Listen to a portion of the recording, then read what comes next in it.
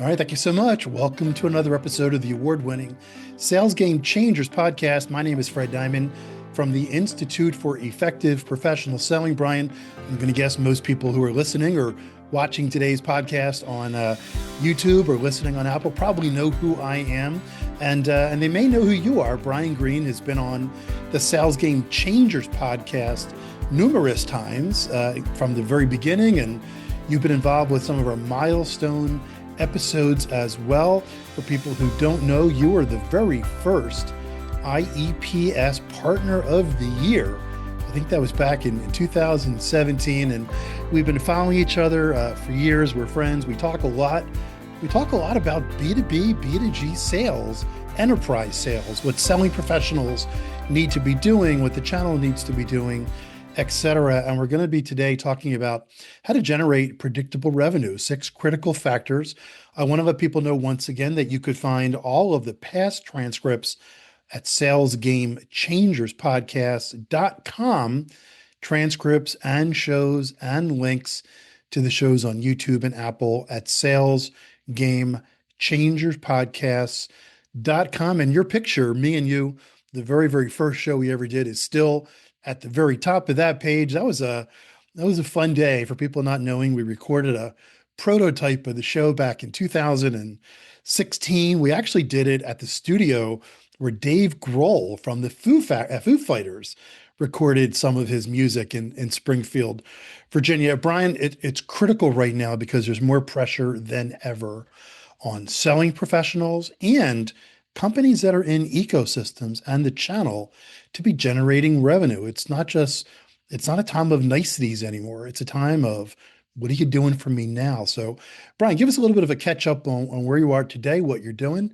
And I'm excited to get into the 6 critical steps for generating predictable revenue that you generated. Thank you, Fred. A big honor. As you said, we started this process together. You were so kind to invite me to be the first guest of what now is over 800 shows, rapidly approaching 1,000.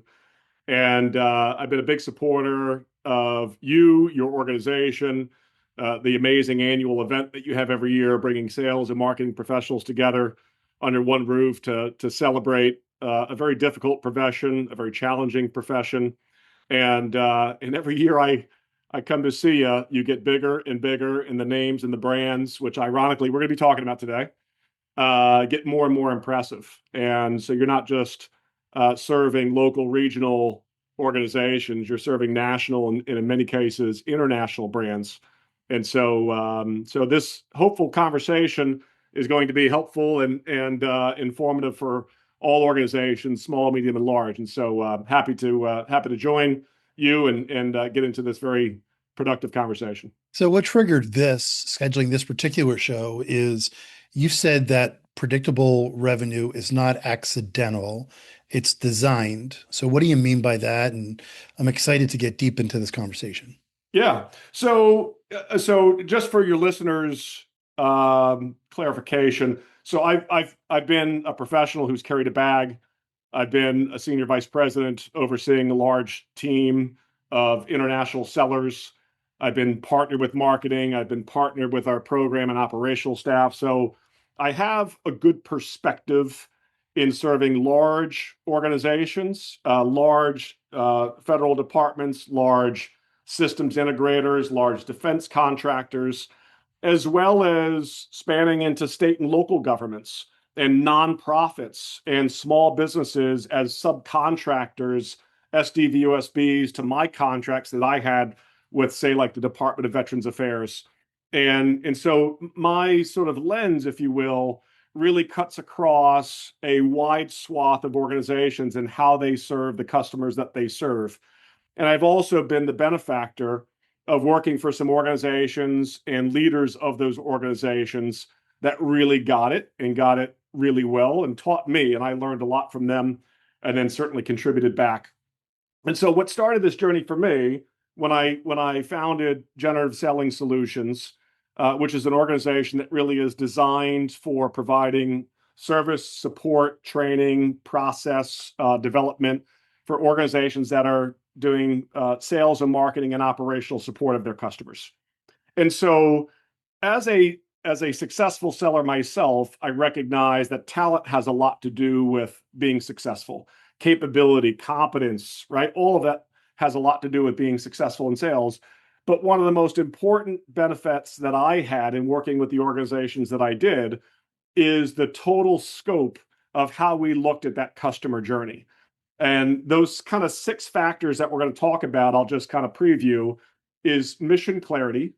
So why should the market trust your organization? And that also kind of compounds to why should they trust you, right? What value are you bringing as an individual? And we'll talk about kind of brand ambassadors in a little bit, but value articulation is why should the market have confidence in our ability to solve their problems, right? Which is different. Trust and confidence are 2 totally different things. I love you, I trust you, I like your organization, I like what they're doing, but you don't have a product or solution that solves my problem, so I don't have a need to do business with you. So trust and confidence are 2 totally different dynamics. Customer alignment, so the ideal customer profile, if you would, is who are the customers that we're best aligned to serve long term. And I say that specifically because usually the best customer growth happens after the first sale, not the first sale itself. And so who are those customers that we should be serving long term? And how are our products and our services maturing to serve those particular customers that we want to serve long term?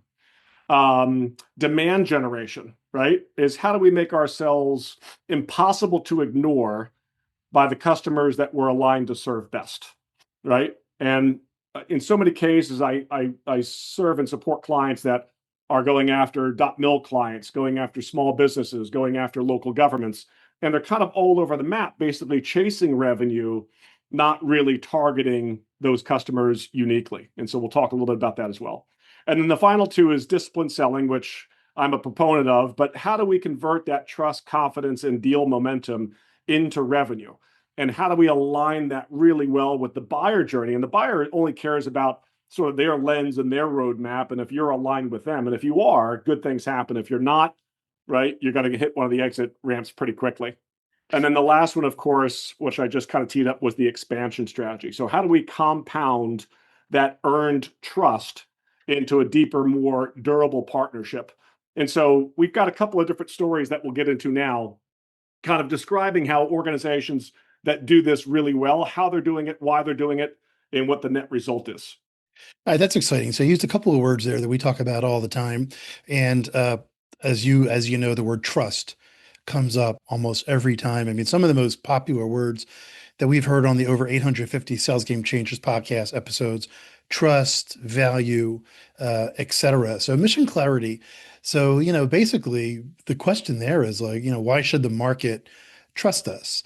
So I know you have an example here of Southwest Airlines. So why is Southwest such a strong example of a company whose mission became more than just, I don't know, words on a website? That's right. That's right. So Southwest is a really good example for a variety of reasons. If you look at Southwest and their core message, their core mission clarity is the freedom to fly. Hmm. That's their anchor statement, right? And that's because they never really wanted to be the cheapest airline, right? Their larger purpose was to make sure that air travel was accessible to ordinary Americans, right? Being obviously a Dallas-based company, but also, right, all citizens in general. And travel at the time was obviously very expensive and still remains that way today. And Southwest had this model of how do we create freedom to fly? And so that mission clarity gave the business a very clear operating filter, not just for ticket agents and pilots and everybody else behind the scenes, but that low fares was not just a pricing tactic, right? Fast turnarounds was not just like an operating metric, right? Employee culture, ironically, their stock symbol is love, LUV, right? So their employee culture was just not a branding choice, but it was really this holistic approach of ensuring that the marketplace trusted their organization to continue to be focused on this mission clarity of offering people the freedom to fly at the lowest price possible, with the quickest turnarounds, with the least disruptions. And I just think it's one of the best statements for an organization. So, as an employee, as a pilot, as a customer, as a traveler, you just hear that, and immediately you get gravitated towards Southwest as an airline to travel with versus some of the other players in the market. So again, for the selling professionals listening today, so connect this to them. How should the Yeah. sellers show up in the marketplace with mission clarity? Yeah, so I would say that the single most important part of the relationship, as you just said, is trust. And so that initial first impression that a selling professional or a marketing professional can create is a moment of trust in the organization, trust in the team, trust in the leadership. So mission clarity is not what you claim to believe, right? It's more what your business can consistently decide, defend, and deliver. And the faster that we can get that messaging out begins to break down that wall. And if you think about it through a buyer's lens, right, they're possibly evaluating 20, 30 different companies to solve a problem, 10, 15 companies, 3 or 4 companies, whatever that might be. There is always competition. So how do you begin to bring down that veil of resistance, if you will? And the first way of doing that is to create that trusting relationship with the organization, what we stand for, how we deliver, who we serve, how we serve. And mission clarity is, I think, in my impression, through the 30 years of work that I've done in this profession, it is the single most important part of the conversation is to create trust in that initial first impression. So, word we just used a little bit ago, value. So, once you build the trust, or as you're building the trust, I guess it's a great opportunity to communicate value. You call it value articulation. FedEx is a company that you and I have talked about who does a very good job Yeah. of doing that. I'm just kind of curious. Tell us a little bit about that, your angle on that, and why do so many selling professionals struggle with the ability to communicate the value? Because, you know, it's again, having done 850 Sales Game Changers podcast, having spoken to thousands of selling professionals, the ability to communicate it is something people still struggle with. Yeah. Yeah, I agree. And the reason why I think is because we were always taught that value is in the feature and functions of our capabilities. And just in that first example alone, right, the freedom to fly has nothing to do about feature or function, right? It is really putting the customer in that focus first, and then figuring out what the customer wants, and then how do we speak to that customer, resolving that risk, avoiding that pressure point or removing that pressure point, right? And so I think so many times we get lost in the value of something, right? And it really is, how are we delivering value to the individual? So the FedEx example is that, again, their slogan is, when it absolutely positively has to be there overnight, right? So FedEx created this sort of one of the clearest examples of value articulation. And the power of that line is that it does not sort of just simply describe the service as an overnight service, right? It captures the buyer's pressure, or what I like to call is the sense of urgency, right? Which John Cotter, in his famous book Leading Change, says that the number one way of invoking change in an organization is find the sense of urgency, address that, and that's how change occurs. And so when you think about a buyer's sense of urgency, they're trying to get something off of their table. They're trying to get their boss off their back. They're trying to get this risk resolved. They're trying to get the network secure, whatever those things might be, right? So that value is also speaking to that sense of urgency, the pain, the pressure that someone feels, and it's a lot squishier, and it takes a lot more time and energy and effort. But again, if you go back to that mission clarity piece, and you really describe and define who we are as an organization, how we serve, who we serve, why we serve, all of a sudden that value story just becomes incredibly easier to put your finger on, right? And so FedEx wasn't saying that we're a logistics company. It says basically, when failure is not acceptable, right? We're the ones who you trust, right? And so if the buyer is feeling that same way, right, that's a great opportunity for any seller, any marketer to express the sort of the service capabilities that you have through that value articulation of removing problems, right? And solving problems or removing risk and solving risk. That kind of goes into the third one, customer alignment. And, uh, there's a couple of myths that we've been uncovering as AI continues to grow. As we talk about AI and selling effectiveness, which we spend a lot of time with, one of the things that people are saying is, well, gee, you could use AI to get your message to a plenitude of companies now.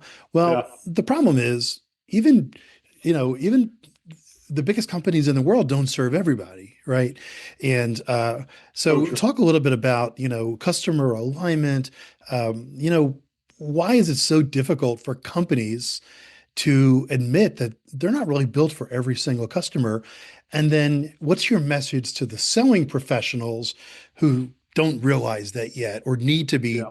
slapped over the face and told not everybody's a prospect, right? Yeah. Focus on the most important ones. Yeah. I think the best example of this is a company that I think most everyone knows about, Patagonia. Hmm. They had a campaign one time that said, "Don't buy this jacket." And it was so odd, and everyone was like, that's a huge failure. But if you thought about what Patagonia's ideal customer profile was, it was that they're telling people not to buy something unless they really needed it, because that was who their customer was. It was someone who valued durability. Most of their buyers or customers are environmentally responsible.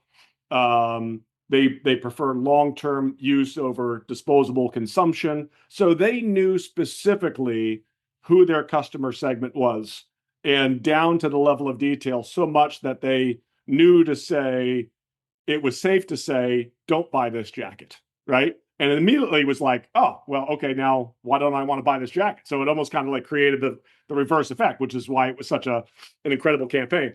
But so when customer alignment is the discipline in your organization, when it's not chasing every wallet, and I think that's what selling professionals and marketers sometimes get bogged down in, which is everybody's a customer, and that's not true. That's why pipelines in many cases look full, but revenue stays fragile, because they're just chasing, chasing, chasing, and that buyer journey, right, lacks that intimacy, that trusted, high confident relationship that we establish at the very beginning, which puts two organizations together hand in glove. And that's how a pipeline becomes real. That's how a pipeline becomes revenue, right? Versus we're chasing every deal just for the numbers, and we don't know who those customers are or are not, that are those that are best aligned with our ability of solving problems, removing risk, whatever that might be. So I would say that in this, understand who your customers are. And the faster that the organization can tell those customer stories through testimonials, through use cases, through all the sort of audible and video capabilities that we now have to distribute that message, the faster that you're going to open up that market to really understand who that customer is, where they're at, what their needs are, and how you can serve it. So one of the biggest challenges, as we were talking to Brian Green here, moving through his six factors of revenue generation, generating revenue, et cetera, that are critical to happen. You could see how these things all come together, which lands us to number four, which is demand generation. And every selling professional on the planet is striving to get prospects and existing customers to pay attention to them, right? To want to spend time with them. And the way you do that, of course, is by showing value, et cetera. But how do we how do we make ourselves impossible for the customers to ignore that we know that we can serve? Yeah, Every sell in B2B and B2G here, Brian. I know you're an expert in both. Every sales professional who's successful believes what yeah, he's going to do is going to help, but the customers are thinking about 5,000 other things.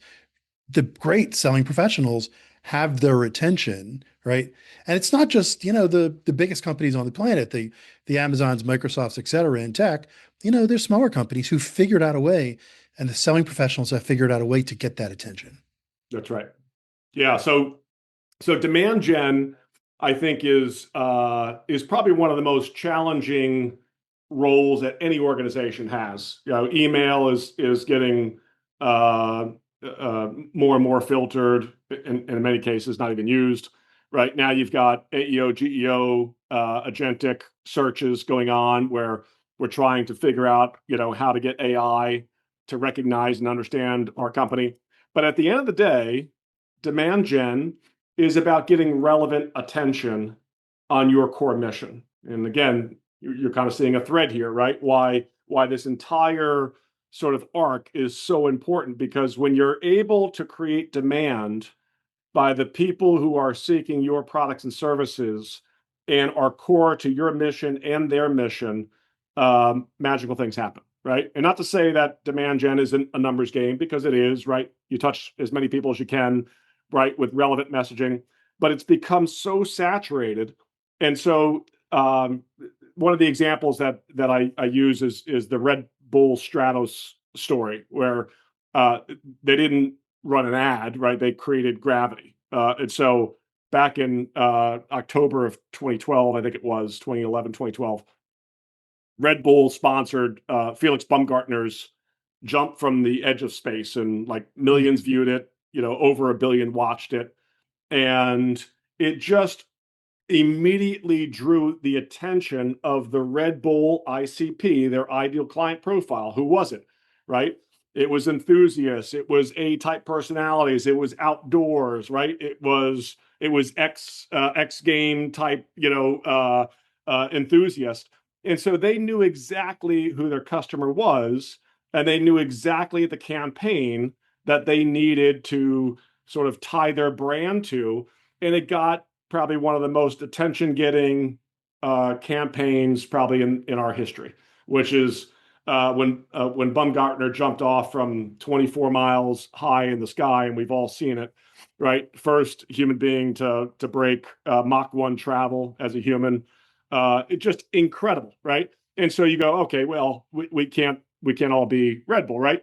But the relevancy of how Red Bull understood who their customers were and what the sort of the core desires of that community that drink Red Bull, right? That are looking for sort of that surge of adrenaline. They knew that was the answer, and it was an amazing ad. And again, it got a billion views, right? So let's shoot for 50,000 or 100,000 views, right? But the key is understanding mission, understanding value, understanding your customer. When you tie those things together, demand gen becomes increasingly much easier. So let's talk about, let's get specific here for selling professionals, Yeah. right? Number five is discipline selling. So the things that we're talking about here, building trust, mission, clarity, value, communicating value properly. Give some specific advice here for the selling professionals. We've estimated that 60% of our listeners are B2B or Mm-hmm. B2G selling professionals, and then another 20% above that are leaders, director and above. Let's get specific in what selling organizations need to be doing to create better performance. Yeah. This is one that's obviously near and dear to my heart. I've got workshops on this. I speak to this in most of my customer interactions.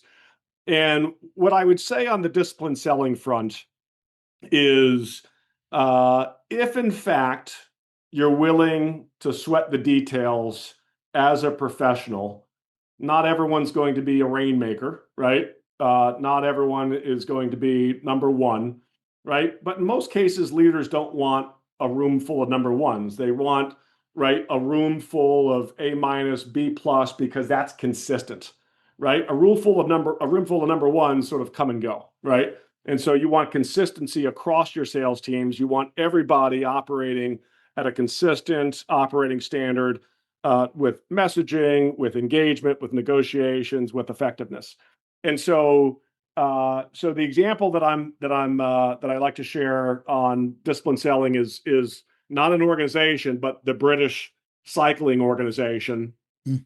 And like for 76 years, they were a train wreck, right? And then Sir Dave Brailsford, I think his name was, basically came in and applied a discipline called the aggregation of marginal gains. Hmm. And what the philosophy was to break down performance into every contributing factor on the team as a racer, right? As well as the support teams. So each one right? They looked at, nutrition, they looked at the bikes, they looked at the equipment, they looked at everything. And after this process that they went through, having 76 years of abysmal failure, right? All of a sudden, this aggregation of marginal gains was applied, and they made like 1 to 3% corrections, right? In nutrition and training and psychology. And then, like from 2007 to 2017, they won like 65 or 66 gold medals, 5 Tour de France wins. It was incredible, right? And it was that concept of looking at where selling is occurring across the buyer journey. And the reason why I call it discipline selling is because I don't think that you can just take talent and apply it anywhere, right? It's got to be a process, and that process has to follow a disciplined journey where the buyer is and where they ultimately want to be. And so I had a rep one time who was an amazing man. I won't say his name publicly, but he was an amazing young man, a great rep for me. Was killing it every year, year over year. And all of a sudden, something went south in his life, and he was literally at the bottom of my team. And I went to him and said, what is going on, right? What happened? And so I figured out a way of just sort of building him back up, and I created what's called a Silky Sullivan Award. And Silky Sullivan, if you're familiar with horse racing, he was known as the California Comet, right? This horse, was amongst of all the great closers, was the one that usually came from the furthest back, right? He was down like 41 lengths one time and came back and won it in 3. And all we did at that time, Fred, is we looked at every single part of our methodology, from his initial outreach to his initial messaging, to his proposal design and development, to the conversations that he was having, to his forecasting capability. We looked at every single element of his plan, of the methodology, of his engagement, of his writing, of his presentations. And the same thing, we just fixed those aggregation, or we fixed the little elements that across his entire approach, just to get him back up into a high performing selling rep for our company. And ultimately, he won the Silky Sullivan Award. He came from the back of the pack the previous year and returned to the #1 spot on my team. And so I'm a big believer that disciplined selling is not just looking at great talent and pointing them in a direction and saying go, right? Disciplined selling is really taking great talent, putting them in a system, and allowing that system to create aggregate level results across the entire team, not just for one individual. No, that's great. And it also sounds like there was great coaching there too, which allowed this particular person 100%. to, as a sales leader, you recognize some things were happening. And obviously they were talented because they were able to get back to where they were. And, things happen, That's right? right. Yeah. Sometimes. So, I'd almost kind of say also, just to share one more analogy, uh, uh, the great Bill Belichick, right? His famous line of "Do your job," hmm. right? With the New England Patriots was "Do your job," right? So understand your job, figure out those stones that you're walking on to do your job effectively, and do that to the best of your ability. And wherever those stones are missing, let's rebuild those stones and keep going. All right, so this has been great. We're talking to Brian Green today. Brian, we're kind of running out of time, Yep. so I don't want to sell short expansion strategy, but the final of the 6 is expansion strategy. Yeah. And every selling professional, you want to get that first deal if it's a new client, but then you want to have the client for 5, 10, 7 years. That's And right. in the 1 minute we have left here, just kind of give us some insights into expansion strategy and what selling professionals can and should be thinking about to have that as part of their 6 prong approach. Yeah, love it. Probably the single most important part of any company going from startup to growth is how you create long-term relationships with organizations. I would just have your listeners walk away with thinking about Disney and how they go from creating a character to merchandise. Merchandise becomes a theme park. That experience becomes a memory. The memory becomes loyalty. So just kind of think about Disney as an example of how and where we can leverage the trust and confidence and our mission alignment and customer clarity on paper, and how do we put thoughts and energy into expanding that, partnering more closely, having an expansion and a broadening strategy. Expansion means other services and solutions that we can offer. Broadening means taking what we did here and leveraging that into another organization. And we constantly have to be thinking about sales, marketing, and operations being at the center of that conversation, because program managers, right, operational expertise, marketing expertise, selling expertise, all of those customer interactions are creating that trust and confidence moment for your organization. And so long as that there's tight alignment between those three teams who are uniformly touching that client, your expansion strategy will take care of itself. All right. Well, once again, congratulations on bringing these 6 strategies together. They're all critical. And again, it's great seeing you. Best of luck here in the future development as you bring these solutions out to more companies. Brian, it's great to see you. Thank you, Fred. Really enjoyed it. Once again, my name is Fred Diamond. This is the Sales Game Changers podcast.